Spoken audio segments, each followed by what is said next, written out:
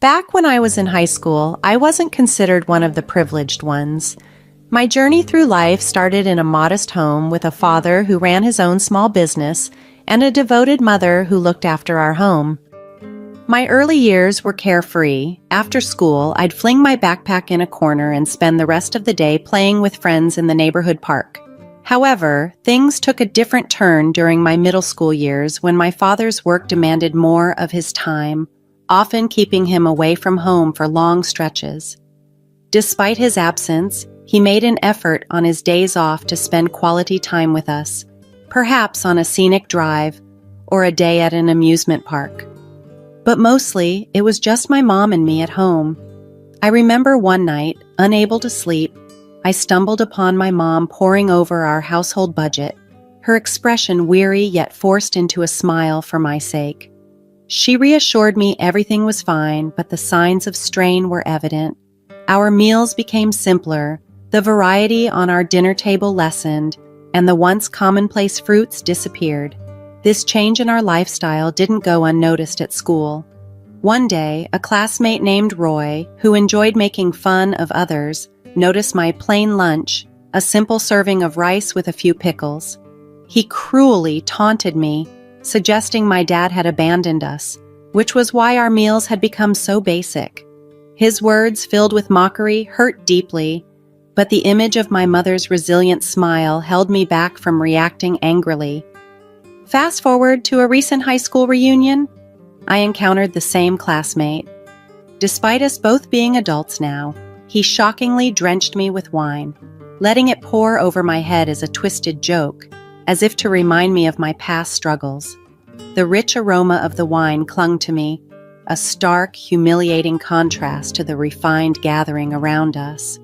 I was filled with anger and disappointment at his unchanged, spiteful behavior. But this time, I was ready. I looked him straight in the eyes, my resolve firm, and declared that this was the beginning of my counterattack.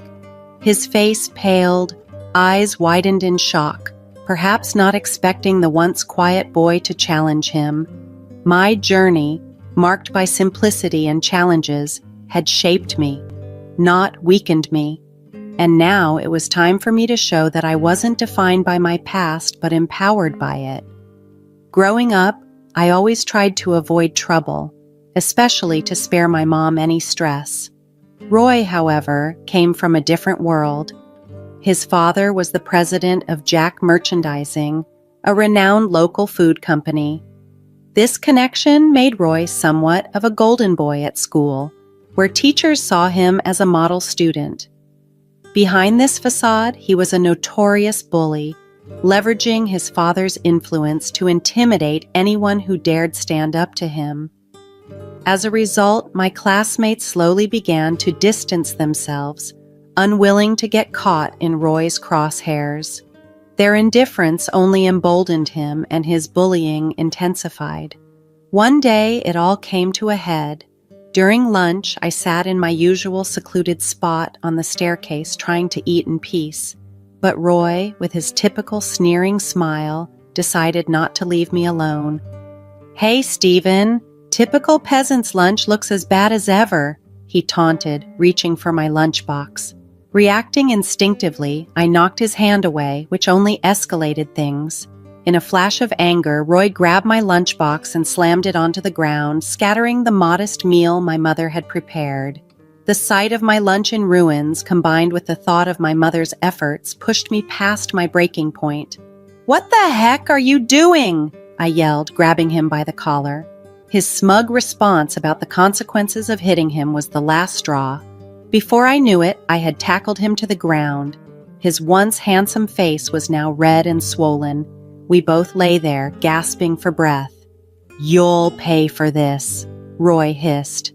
Just then, a teacher, drawn by the commotion, intervened and dragged us to the guidance office. There, amidst the chaos, my mother arrived, pale and apologetic, bowing repeatedly to the teachers. Despite my attempts to explain, the guidance teacher, with his shiny face and bulging eyes, took Roy's side, swallowing his fabricated story without question. Roy, untouched due to his father's status, painted me as the aggressor. The teacher's parting words to me were laden with disdain, questioning what kind of adult I would become, always resorting to violence. As my mother and I left the office, the harsh realities of our financial struggles weighed heavily on me. Despite the incident, my mom believed in my good nature. I knew I couldn't burden her further, so I resolved more than ever to alleviate her hardships and prove everyone wrong about who I was destined to become. Years had rolled by since I made the decision not to pursue college, opting instead to work. Decades have faded into each other, days whisked away by seasons that changed before my eyes as society itself transformed at an overwhelming pace. The streets where I grew up no longer looked the same, and the sharp edges of my turbulent adolescence slowly blurred into softer, distant memories. It was during this period of reflection that an invitation to a middle school reunion arrived, stirring old ghosts. Among the faces that flashed in my mind was Roy's, with that familiar, mocking sneer.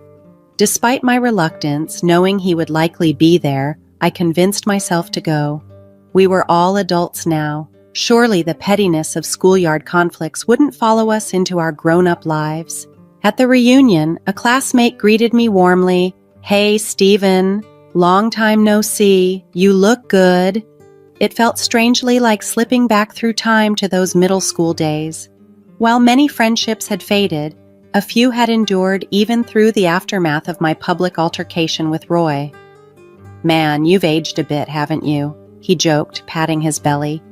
Then, amidst the laughter and nostalgia, a voice I couldn't forget cut through. "Hey, you're here too, huh? Wow, Roy, that's you?" He appeared inebriated, his mood buoyant. Surprisingly, I found myself asking, "Roy, you okay?" His response was swift and sharp. "A bottom feeder like you worrying about me? I haven't fallen that low."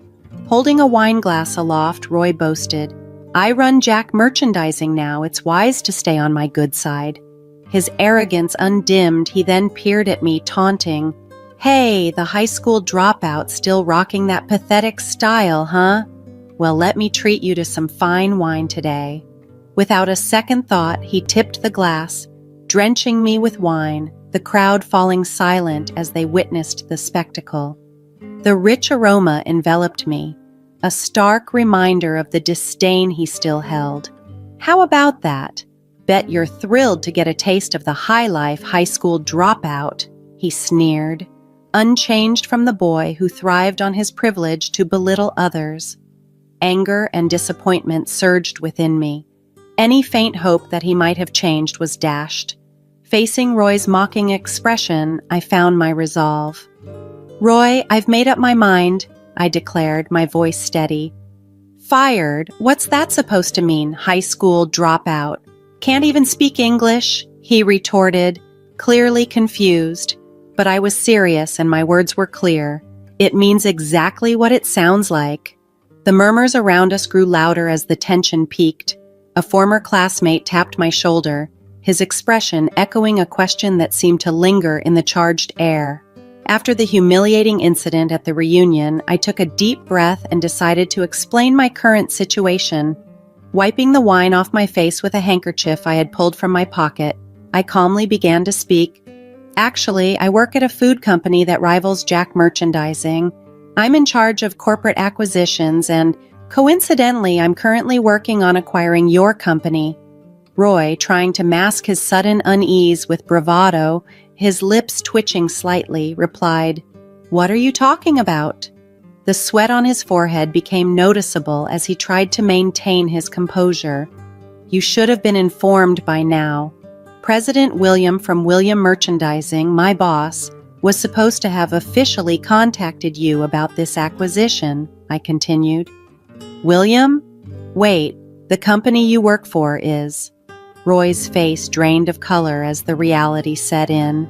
"Yes," I affirmed. "I work for William Merchandising. After high school, I joined this company and now serve as an executive director, overseeing the entire operation." Deciding not to pursue college and instead entering the workforce directly was a challenging path. Initially, few companies were willing to hire someone without a college degree. I wasn't in a position to be selective. I applied for any job I could find, eventually landing part-time work at a logistics warehouse. Despite my efforts, the stigma of my educational background was a thick barrier, and I was never considered for permanent employment. Feeling lost and unsure of my future, I returned home from work one evening to a surprise. My father, who I never expected to see again, was there. He looked much older. His hair was streaked with white, despite his weak smile. Seeing him initially brought a rush of anger. "You just waltz back in now? Do you have any idea how much we suffered?" I confronted him. With tears in his eyes, my father apologized. "I'm sorry, Stephen. I'm truly sorry. I was so focused on getting the company on track that I neglected you and your mother. No excuse can make up for the hardship I caused. I'm deeply sorry." My mother and I were silent, absorbing his words. After a moment, my mother spoke. "Regardless, I'm thankful you've come back. Things might not return to how they were, but I do want to try and rebuild our family. However, there is one condition." "And what might that be?" my father asked tentatively. "Give Stephen a full-time job at your company," she demanded. I turned to look at her, surprised by her boldness. "Stephen has been working hard since he decided not to go to college. He should be enjoying his youth, not struggling endlessly." That unexpected moment led to a turning point in my life. Joining my father's company not only provided stability but also a platform to rise through the ranks based on my merits and hard work, proving that the path I chose, though unconventional, was filled with potential.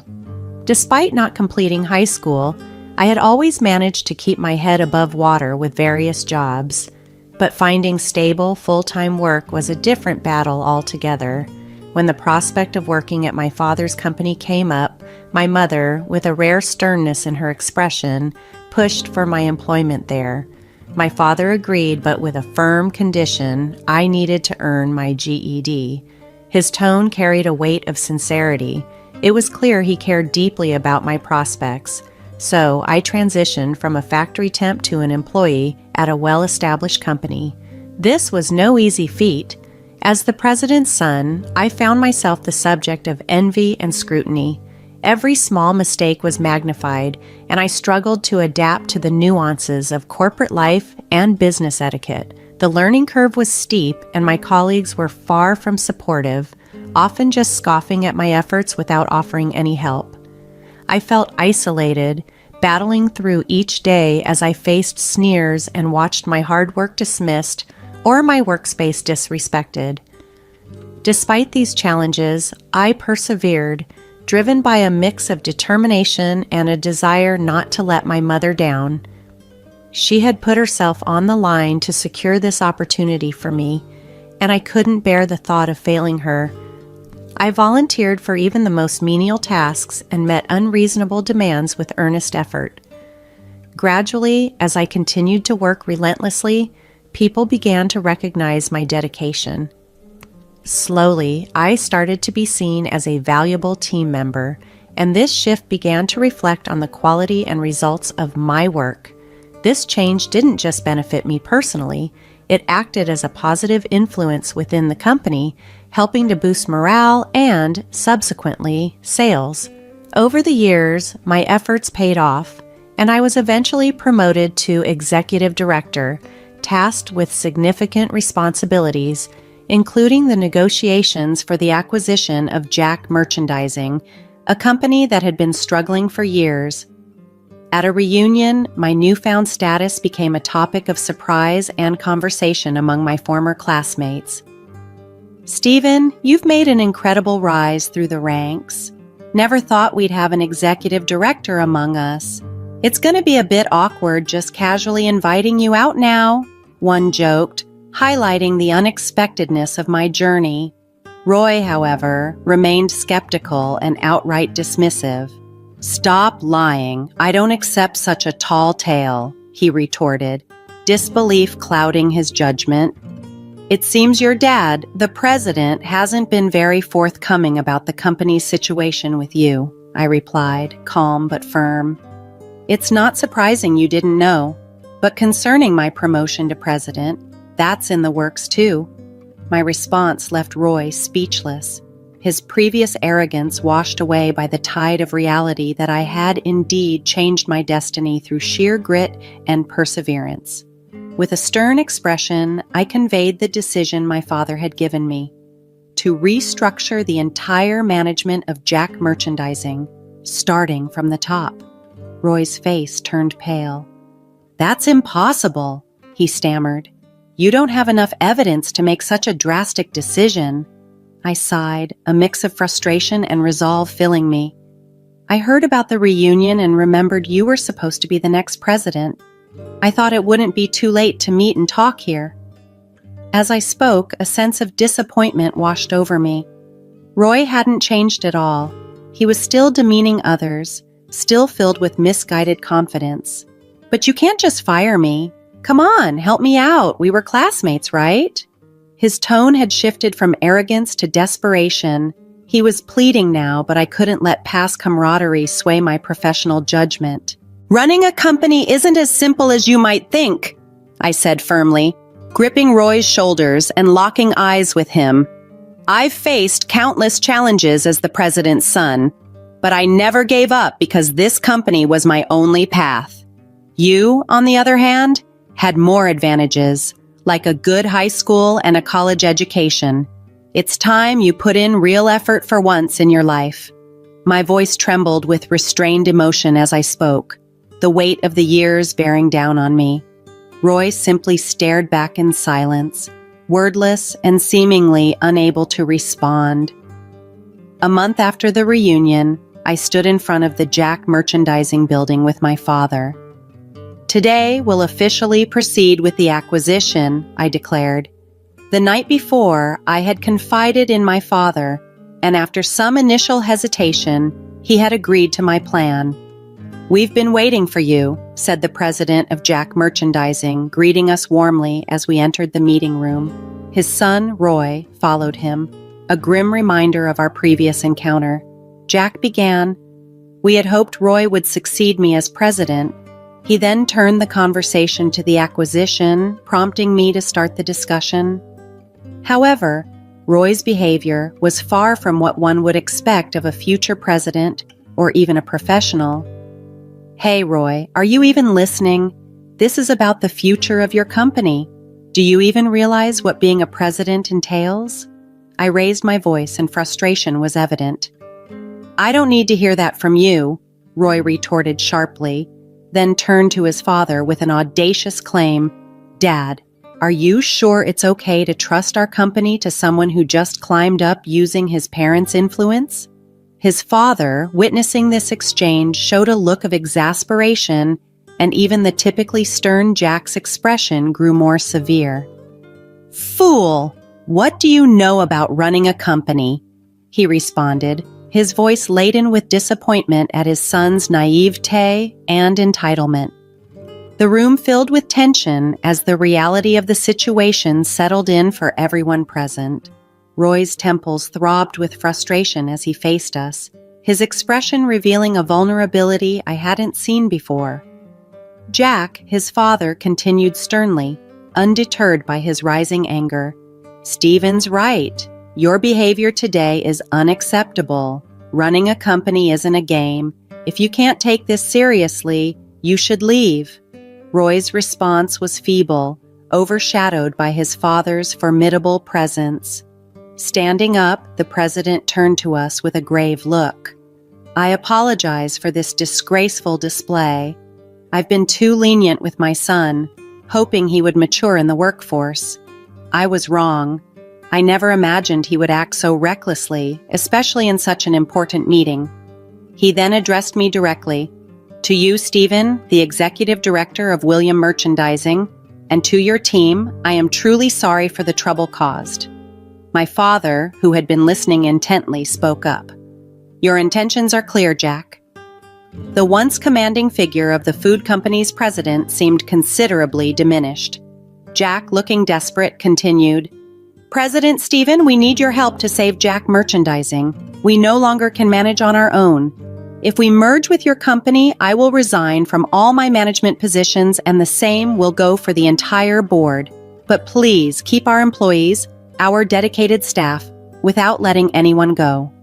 With that, he bowed so deeply that his forehead nearly touched the table. I glanced at my father, who appeared deep in thought, his eyes closed. "Dad," I murmured. He nodded solemnly. "Jack," I began, "I see the dedication you have for your company. Given that, let's offer you another chance to turn things around. A chance for you and Roy to demonstrate you truly care about your employees. We will support you as much as we can. However, if that fails, we will have no choice but to assume full control." Roy and his father looked at each other, shocked. "Stephen, how can we ever thank you?" Roy asked, his voice weak, his father beside him tearful, looking utterly drained. As I continued, I glanced between the two. "I've always harbored resentment towards my father," I admitted, causing a stir of surprise in Roy. "He was so consumed by work that I had to drop out of high school. I was determined to prove him wrong. Yet, my mother, who endured the most, chose to forgive him.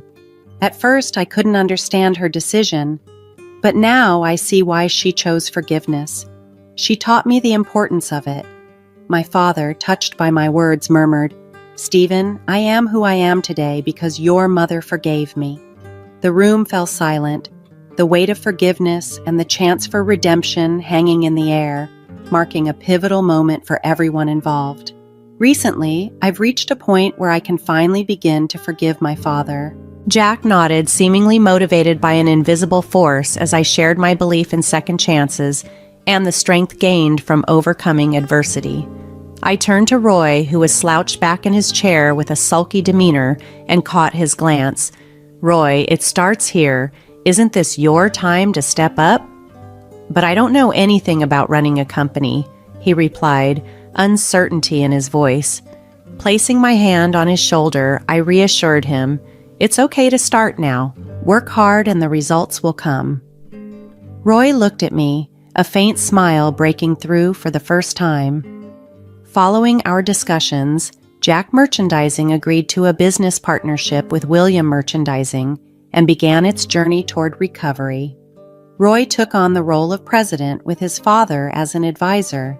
He let go of the pride that came from being the son of Jack Merchandising's owner and worked tirelessly to rebuild trust with each business partner through humble interactions. His transformation became a source of inspiration for the employees, leading to a positive shift in the company culture. The once complacent company, previously marred by internal power struggles, saw its employees rise to the challenge. Sales teams put in more effort, and the administration focused on creating a welcoming environment for business partners. Roy made significant changes to the workplace, revising welfare policies to be more inclusive and eliminating divisive systems. This contributed greatly to a turnaround for the previously struggling company. Encouraged by the changes, including Roy's, the company's sales gradually improved, resembling ascending stairs. This year, we even managed to provide modest bonuses to all employees. Similarly, our company's performance improved significantly, allowing us to sponsor various advertising campaigns.